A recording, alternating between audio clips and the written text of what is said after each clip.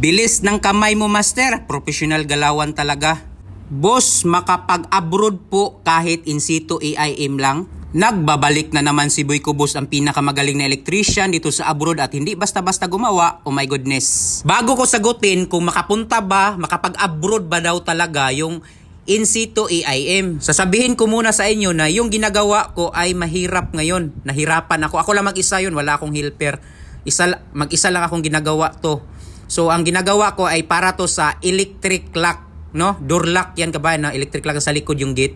Tapos nakakontrol kasi yan sa ano, kabayan, sa wireless video intercom system yan, no? So, wala akong helper dyan. So ito sasabihin ko sa inyo, kung hindi ka nag-aral nito, medyo mahirapan ka talaga, no? Example, katulad sa akin ngayon, binigyan ako dito ng ibang klaseng connection to kasi marami to. Dalawang gate to na control sa dalawang monitor.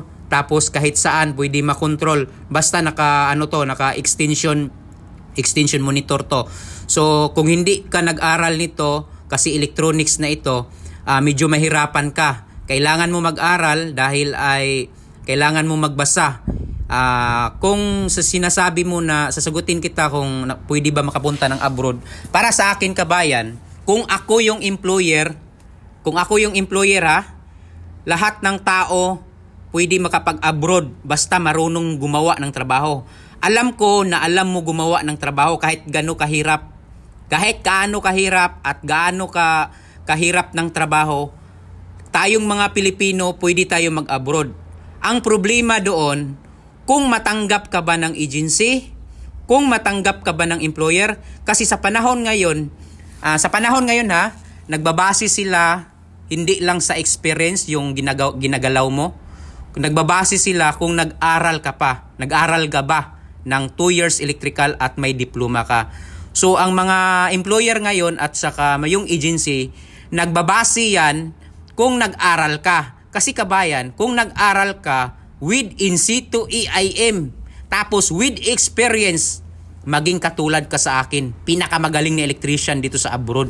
Lahat tayo pwede mag-abroad, pero ang problema doon yung agency, yung employer.